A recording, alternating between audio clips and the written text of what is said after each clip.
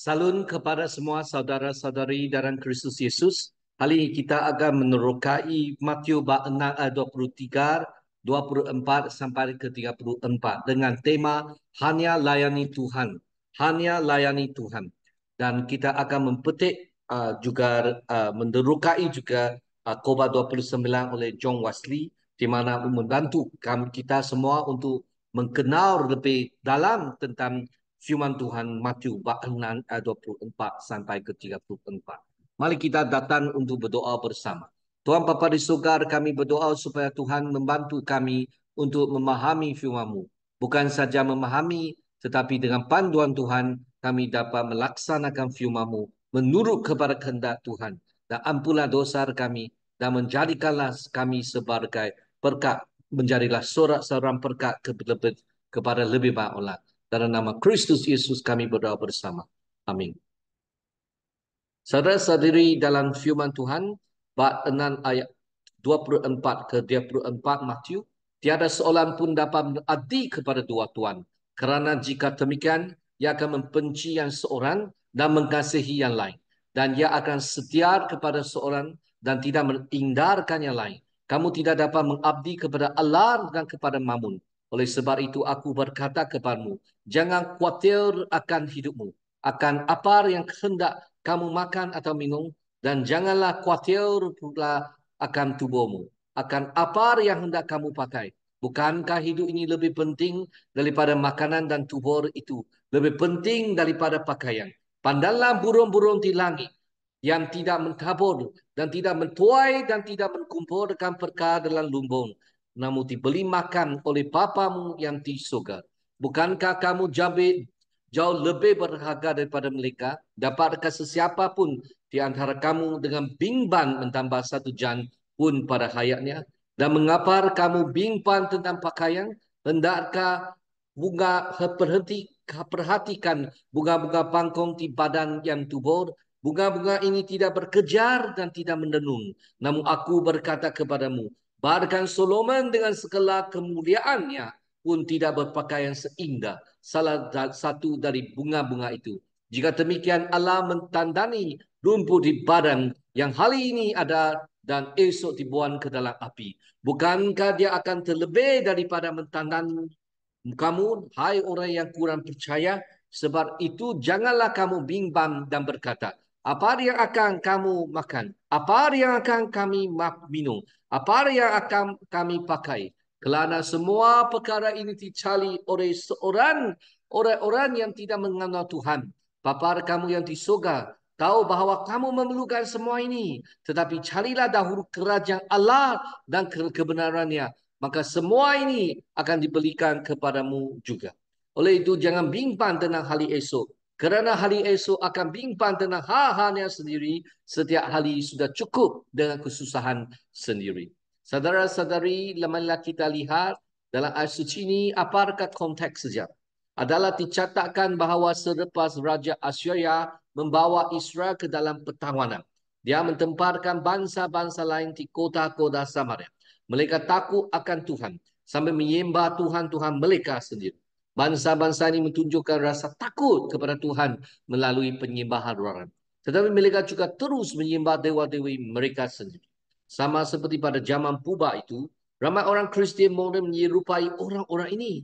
Mereka menunjukkan rasa takut kepada Tuhan melalui amaran roh mereka, tetapi masih berpegang kepada Tuhan-Tuhan mereka sendiri, seperti wang, keseronokan, puji-pujian, membahagikan pelayanan mereka antara Tuhan yang benar dan pengejaran duniawi. Walaupun orang-orang ini dikatakan takut kepada Tuhan, Roh Kudus menjelaskan bahawa mereka tidak benar-benar takut akan Dia atau mengikut perintahnya. Mereka menyembah Tuhan-Tuhan lain dan bukannya berkomitmen sepenuhnya kepada perjanjian dengan Tuhan. Penghakiman yang sama berlaku kepada ramai orang hari ini yang mengakui sebagai Kristian. Sebenarnya mereka tidak melayani Tuhan seperti yang sepatutnya dan tidak mengikuti perintahnya untuk menyembah Dia sendiri.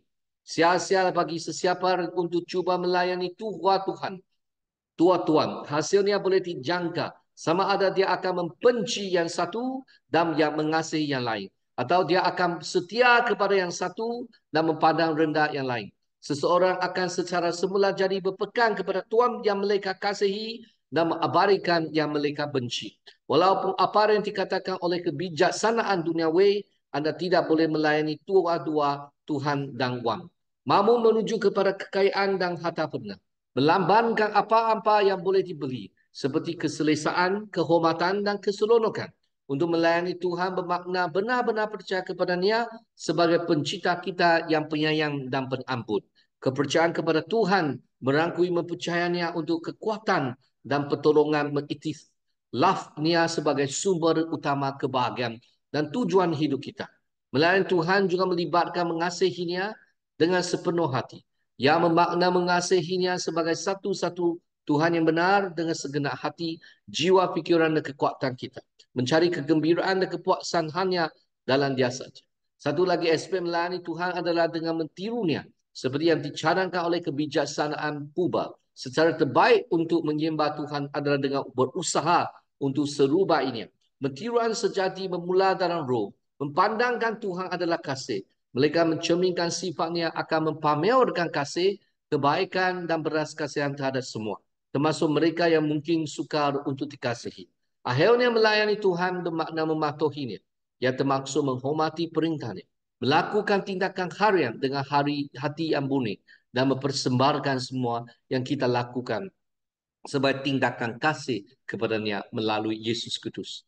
Melayani Tuhan melibatkan menghormati perintahnya, melakukan tindakan harian dengan hati yang murni, dan mempersembahkan semua yang kita lakukan sebagai tindakan kasih kepadanya melalui Yesus Kristus. Aspek-aspek yang melayani Mamun. Marilah kita mempertimbangkan apa maksudnya melayani Mamun. Pertama, ia bermaksud mempercayai kekayaan atau wan, mempercayai bahawa ini adalah kekuatan kita dan cara untuk mencapai matlamat kita. Orang seling mencari kekayaan untuk keselesaan atau pembebasan daripada masalah. Ia juga bermaksud mempercayai dunia untuk kebahagiaan. Berfikir bahawa kehidupan seseorang terdiri daripada kelimpahan harta benda mereka. Kita mencari kepuasan dalam perkara yang boleh dilihat dan mengharapkan kepuasan daripada keseluruhan duniawi yang tidak benar-benar dapat memenuhi kita. Jikalau kita melakukan ini, kita menjadikan dunia sebagai matlamat utama kita.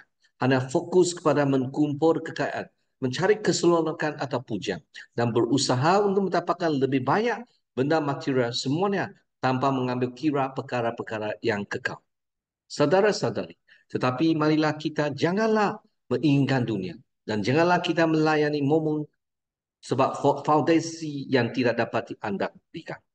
Melayani momen juga melibatkan mencintai dunia, menginginkannya untuk kepentingan sendiri, menemukan kegembiraan dalam penawarannya, dan berharap untuk kebahagiaan dalam hal tersebut. Kita menyandarkan jiwa kita pada foundasi yang tidak dapat diandalkan. Meskipun kita tahu dari pengalaman bahawa yang tidak dapat menyokong kita dan akhirnya akan membawa kepada kesakitan. Marilah kita menyesuaikan diri dengan dunia, menyesuaikan diri dengan nilai-nilai duniawi. Itu memang bukan perkenan Tuhan. Aspek ketiga dalam melayani Mamun adalah menyesuaikan diri dengan dunia yang bermakna memiliki keinginan dan sigap yang selaras dengan duniawi, nilai-nilai duniawi, berfikiran duniawi, berpusat pada diri sendiri dan jangan dan mencari persetujuan daripada orang lain. Mencari persetujuan dan takut kritika. Kita mungkin takut akan kritika, mencari pujian dan bertindak balas dengan kemarahan bukannya ramah. Akhir sekali untuk melayani Mamun, bermakna mematuhi dunia dan menyesuaikan diri dengan adat dan norma-normanya. Kita berjalan di jalan yang sama seperti orang lain, mengikut trend dan mengutamakan keinginan kita sendiri, mengkorbankan prinsip-prinsip rohani untuk kemudahan dan keseronokan dunia. Apakah yang boleh lebih jelas daripada ini? Bahawa kita tidak boleh melayani kedua-dua Tuhan dan Mamun. Marilah kita janganlah ikut Mamun, janganlah sembah belayan Mamun, tetapi Tuhan sendiri saja. Mari kita berdoa bersama. Tuhan Bapa di surga, selepas kami diperkenalkan bagaimana sebagai seorang yang melayani Mamun. Bantulah kami, elakkan diri tadi pada melayani Mamun, tetapi melayani Tuhan, satu-satunya juru selamat dan Tuhan jiwa kami. Dalam nama Kristus Yesus kami berdoa bersama. Amin. Semoga Tuhan memberkati kamu dan sekeluarga. dan kita jumpa lagi.